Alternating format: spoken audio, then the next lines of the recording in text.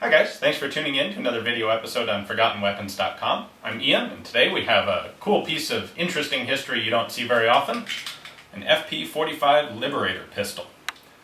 These were designed to be pretty much the simplest, quickest, cheapest to manufacture gun that could possibly be developed.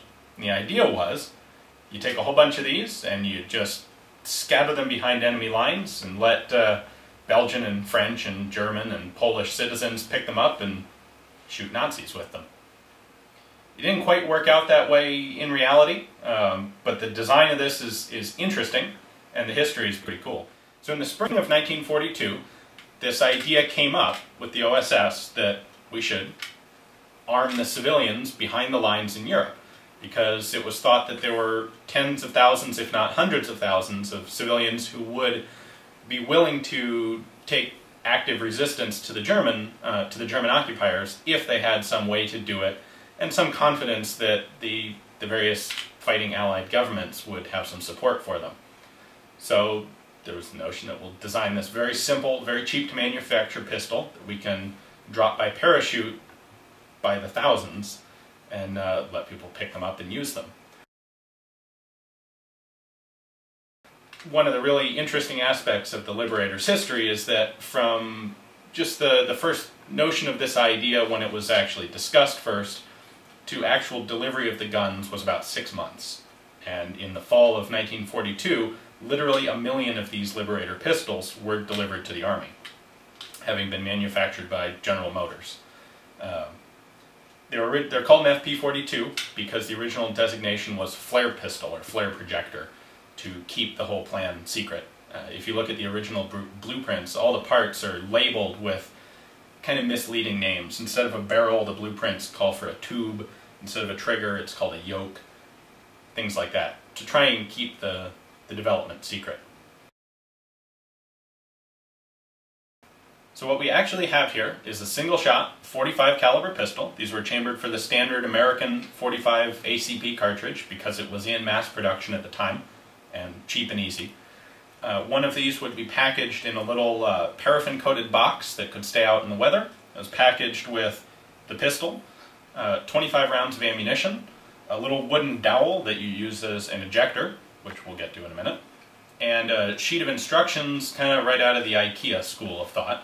There was no actual language printed on the instructions, so they could be dropped anywhere. It's just a series of 10 or 12 little cartoon displays of how to load, fire, and reload the gun. So, the way you do load, fire, and refire the gun, what we have is a single shot barrel, and this cocking piece, and this breech block. So to load the gun, you tilt the cocking piece over to one side to clear it out of the way, you lift up the breech block, you drop a cartridge in, snap the breech block back down, rotate the cocking piece. You can see it set back slightly. When you pull the trigger, this drops forward and fires. That's all there is to it. These guns were designed to hold an extra 10 rounds of ammunition in the grip of the gun. It's not a magazine, it was just loose ammo storage. You can see we have a little sheet metal cover on the bottom.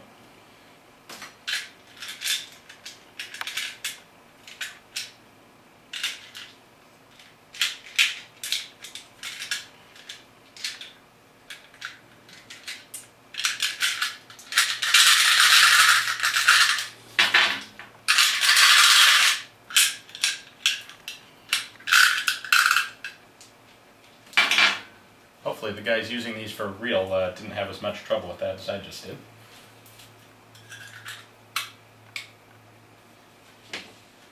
Now the notion of using this thing is that you load a round up and you go sneak up behind some enemy soldier and you get about 5 feet away, because that's legitimately probably 25 feet is the limit of this thing's effective range. But you get up real close behind him and pull the trigger and shoot him and take whatever gun he has, because you're guaranteed that it's going to be a better gun than this. These were originally made with, the barrels were just seamless commercial tubing, so there was no rifling in them. Rounds would keyhole at pretty much any distance, and they were also not a whole lot of effort was put into chambering these to any level of precision. So the historical examples tend to have extremely poor head space. Effective life of one of these pistols was between 5 and probably 15 rounds. The original stampings were weak. Very little care was put into durability of the pistol. It was meant to be able to fire 1 or 2 or 3 rounds, and that's it. Because by that time, the guy using it either has gotten himself a better gun or he's toast. What we have here today is actually not an original Liberator. This is a reproduction from vintage ordnance. These are made to a much higher standard of manufacturing because, frankly, original ones are just outright not safe to shoot. These are made with thicker steel, higher quality steel, better riveting, better welding. The barrel is actually a barrel. It has rifling. It has to, otherwise these would be, with an unrifled barrel, these would be considered an NFA, any other weapon. So the reproductions here have a rifled barrel. They also have actually heat-treated components, which we would consider necessary for any gun that you could legitimately fire. The cocking piece is a zinc casting. It is a higher quality alloy than the originals were made with. Overall, this remains as unpleasant to shoot as an original as you'd expect from a very light 45 caliber pistol with no recoil system, but they are safe to fire. So in addition to having the pistol, we also have this pretty cool little display board that shows all the parts broken apart and stampings from early in the manufacturing process. So you can see every component in the Liberator started off as an extremely simple part. Every one of these was stamped and then bent.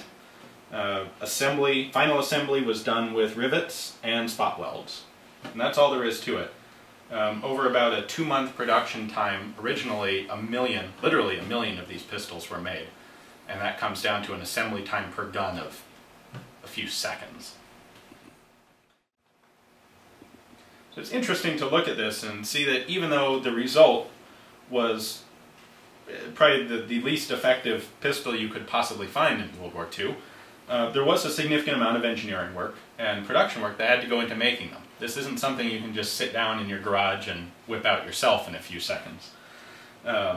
There is a lot of detail in these stampings that has to be made. The dies have to be made for it, and quite a few bending jigs and stamping jigs, or bending jigs and punching jigs to create all these parts, in addition to casting for the cocking piece. So these boards aren't advertised, but they are available actually from one of our sponsors, Allegheny Arsenal, mg34.com. If you're interested in one, give them a ring and they can hook you up. We think they're cool because we're into manufacturing as well as actual firearms use, and it's neat to see all the parts broken down like this. So I'm a real big fan of the idea behind this. Historically, this didn't really work out. These weren't widely distributed in Europe. The few that were used were in the Pacific, the Philippines, and in China. According to one source, we found these actually were used by the Philippine Constabulary for a short time after the end of the war. But the notion is, you'd scatter these things willy-nilly across an entire country, and the occupiers have no idea who might be armed and who might not be. Yeah, it's not a gun that any of us would pick to carry or use for any real purpose, but if you've got nothing, this is a hell of a lot better than a wooden stick or a knife. And it would really put a lot of fear into an occupying force. Imagine if we dropped 100,000 of these into the Warsaw Ghetto, how history might have changed there. Unfortunately, we didn't, but it's a cool thought. I really like that these pistols are available again now. Like I said, Vintage Ordnance is manufacturing these. You can pick one up from them, made to a much higher standard than the last batch, than the originals. They're a cool gun. We're going to take one of these out and fire it. My understanding is the recoil is pretty brutal. We have a little bit of slow motion footage from Vintage Ordnance that we'll show you here in a sec of one firing. They're not designed to use a lot, but they don't need to for what their real purpose is, and that is to resist an occupying military force. So it's not all that often that we can get a combination of a really interesting historical piece along with some interesting manufacturing techniques and an interesting philosophical purpose, all in a single firearm. And I'm glad we got to take a look at one of these. I hope you guys enjoyed it. Thanks for watching.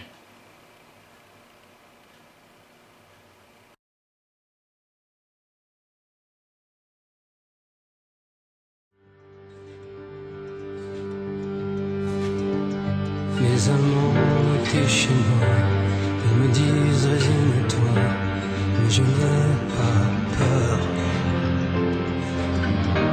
J'ai repris